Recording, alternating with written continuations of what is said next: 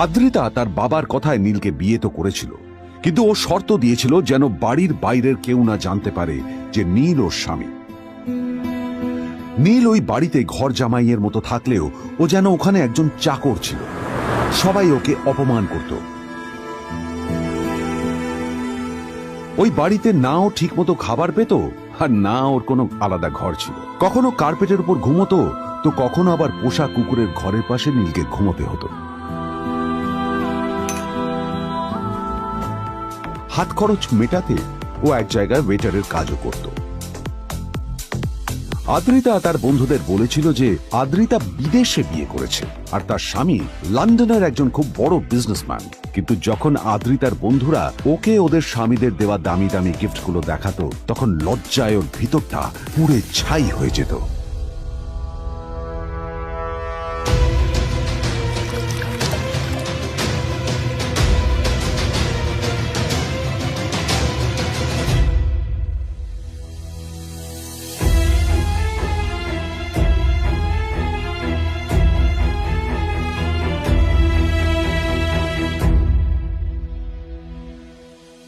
এই যে শোনো, নিউ ইয়ারে আমার একটা গিফট চাই তোমার থেকে। আর গিফট যেন দামি হয়, হ্যাঁ, মানে খুব দামি, কয়েক লাখ টাকা। ওকে? কয়েক লাখ টাকা? কিন্তু অদ্রিতা, এত টাকা আমি একসাথে কখনো দেখিনি। তোমাকে এত দামি গিফট আমি কি করে দেব? এটা তো তোমার বিয়ে করার আগে ভাবা উচিত ছিল। একজন পুরুষ মানুষ হয়ে নিজের স্ত্রীর এইটুকু ইচ্ছা তুমি পূরণ করতে পারবে না? স্ত্রীর এই কথাগুলো নীলকে আহত করে। নিঃশব্দে ওখান থেকে চলে যায় নীল।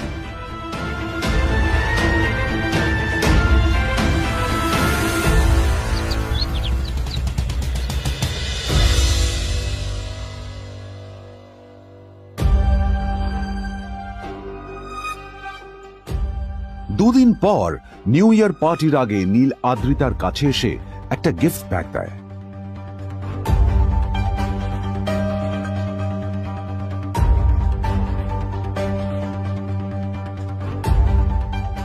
আদ্রিতা মুখ বেজার করে বাক্সটা খুলল, তবে তারপর বাক্সের ভেতরে গিফটটা দেখতেই ও চমকে গেল।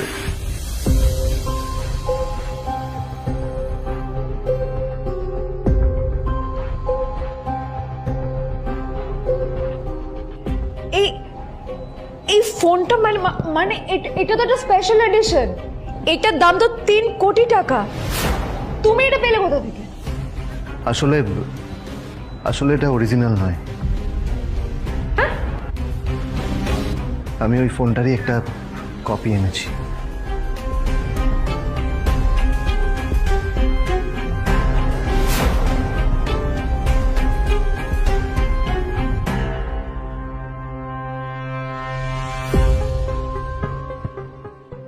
কিন্তু আদ্রিতার নীলের কথায় একটু সন্দেহ হয়, কারণ ফোনটা দেখে একেবারেই আসল বলেই মনে হচ্ছিল। পরের দিনই আদ্রিতা ওই কোম্পানির শোরুমে গেল। এই ফোনটা একটু দেখুন না প্লিজ। ওয়াও, আচ্ছা ম্যাম, আপনি কি মিস্টার রয় চৌধুরীর বন্ধু? কে মিস্টার রয় চৌধুরী? ও, আপনি কি ওই রয় চৌধুরী গ্রুপ অফ ইন্ডাস্ট্রিজের মালিকের কথা বলছেন? হ্যাঁ। না না, আমি ওনাকে চিনি না। আমি কেন, আমার মনে হয় কেউই ওনাকে চেনে না। বড় বড় মানুষেরাই ওনা দেখা পান না। আমিও কোনোদিন ওনাকে দেখিনি। কিন্তু সাডেনলি আপনি এই প্রশ্নটা করলেন কেন? অ্যাকচুয়ালি ম্যাম, আপনার হাতের এই ফোনটা আসলে এটা ফোনের স্পেশাল এডিশন। এই কাটিং, এই ডিজাইন, এই লোগো, এটা জাল করা ইজ নেক্সট টু ইম্পসিবল।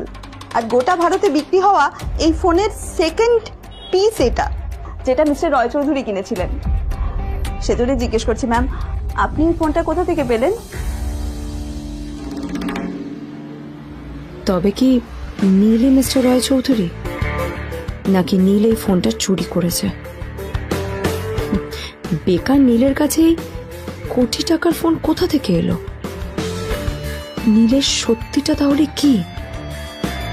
আর ও যদি সত্যি বড়লোক হয়ে থাকে, তবে ও নিজের শ্বশুর বাড়িতে খরচামাই হয়েই বা থাকে কেন? আদ্রিতা এসব কথাই মনে মনে ভাবছিল। তবে আদ্রিতার বিশ্বাস ছিল যে কোনো না কোনো মতলব করেই নীল এই ফোনটা আদ্রিতার জন্য নিয়ে এসেছিল।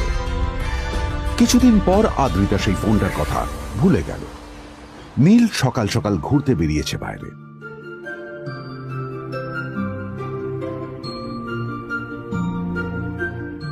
কটা বাজে রে? আমার খুব লেট হয়ে গেছে বুঝলি। তোরা খেল, ঠিক আছে? তোরা খেল, আমি আসছি।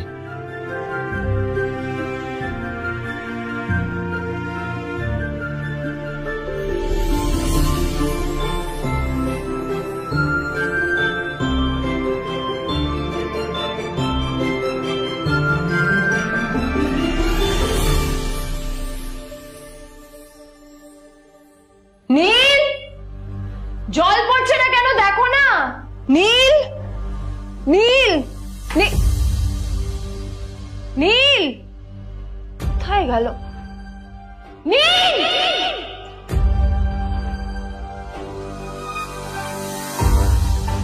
নীল, নীলকে ডাকছে কেন বলতো? ওইদিকে বাড়িতে আদ্রিতা আর চিত্রা আশ্চর্য হয়ে গেল যে নীল হঠাৎ কোথায় উধাও হয়ে গেল। মা তোমাকে কিছু বলে গেছে নীল? হ্যাঁ, কোথায় গেছে ও? না, আমি ওর কোনো খোঁজ খবর রাখি না। আমার একটা কথা মনে হচ্ছে, ওকে না এবার একটু শীতে করতে হবে। একটা কাজে যদি আসতো ছেলেটা, যখনই কোনো কাজের কথা বলি ভ্যানিশ হয়ে যায়। আমি ওকে বলেছিলাম R&B গোল্ডেন ডায়মন্ড থেকে আমার সেটটা নিয়ে আসতে, আনেনি। আনেনি। আজকেও ভালো করে অফিসে নিয়ে যাব, ভ্যানিশ হয়ে গেল। কোথায় গেল কে জানে।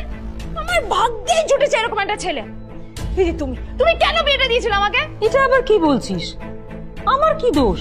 দেখ, ওই অসভ্য ছেলেটার সাথে বিয়ে দিতে চাইনি। যা করেছে তোর বাবা করেছে, এটা আমার কোনো দোষ। তখনই হঠাৎ নীল সেখানে এসে উপস্থিত হলো, কিন্তু ও দুজনকে উপেক্ষা করে ভিতরে চলে যাওয়াই শ্রেয় মনে করল। এই যে লাট সাহেব ফিরলেন রাজকার্য করে। এদিকে এসো, তোমার ফাঁকিবাজির আলোচনাই এখানে চলছে। মা এসো। প্লিজ থাক, মা থাক, ভাল লাগছে না। এমনিতেই অফিসের জন্য আমার লেট হয়ে যাচ্ছে, আর বিজন আমার ওয়েটও করছে। বিজনের নাম শুনেই নীলের মুখটা ফ্যাকাশে হয়ে গেল। আদ্রিতা নীলকে উপেক্ষা করেই বলল, আরে যে এই ছেলেটার মতো আর একটা ফাঁকিবাজ না তুমি পাবে না। তুমি কেন দাঁড়িয়ে আছো? এই যে শোনো শোনো শোনো শোনো, দাঁড়িয়ে আছো কেন? তোমাকে আমি বলেছিলাম R&B গোল্ড ডায়মন্ড থেকে আমার সেটটা তুলেছো, তোলোনি তো। এইটা চাই না আমার। তুমি আমার সাথে অফিসে যাবে, ফেরার পথে তুমি সেটটা নিয়ে আসবে। তোমার জন্য সবসময় লেট হয়ে যাবে, তোমার জন্য বিরক্ত লাগে। আর ব্যাগটা নিয়ে ওর পেছন পেছন কোথায় যাচ্ছ? যা দিয়ে ওখানে রেখে এসো। নীল চিত্রার সাথে মাঝে মাঝে ঝগড়া করলেও তার স্ত্রী আদ্রিতার সাথে ও কখনো ঝগড়া করতো না। সত্য সব অপদার্থ।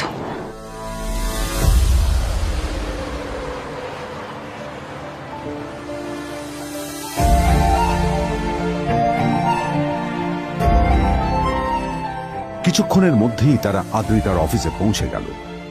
আদ্রিতা গাড়ি থেকে নামতে নামতে দেখলো যে তার কাছে অনেকগুলো ফাইল আছে।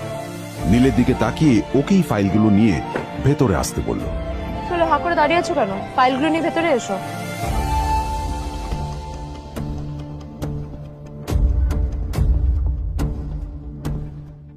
আদ্রিতা যখন ওর ক্যাবিনে পৌঁছলো তখন দেখলো সেখানে আগে থেকেই ওর বন্ধু এবং বিজনেস পার্টনার বিজন বসে ওর জন্য অপেক্ষা করছে।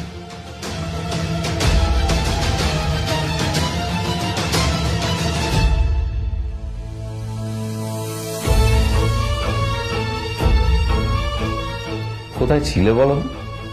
আমি 1 ঘন্টা ধরে তোমার জন্য এখানে ওয়েট করছি। এই লোকটার কি কোনো কাজকর্ম নেই? 1 ঘন্টা ধরে বসে আমার স্ত্রী আদ্রিতার জন্য অপেক্ষা করছে। সরি বিজন, আমি খুবই দুঃখিত যে বাড়ির কিছু লোকের জন্য না আমার সবসময় লেট হয়ে যায়।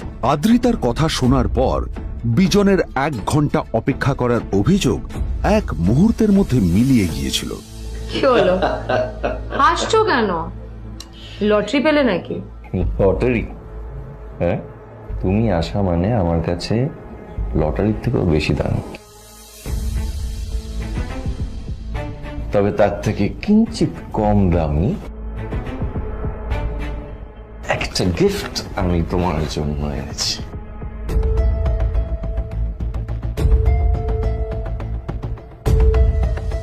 This is a rare diamond necklace for you. এটা আমার জন্য? সত্যি? এই শহরে এটা খুঁজে পাওয়া খুব বিরল। Just like you. Like it? Thank you. You're welcome. Thank you for the gift. আসি তাহলে এখন।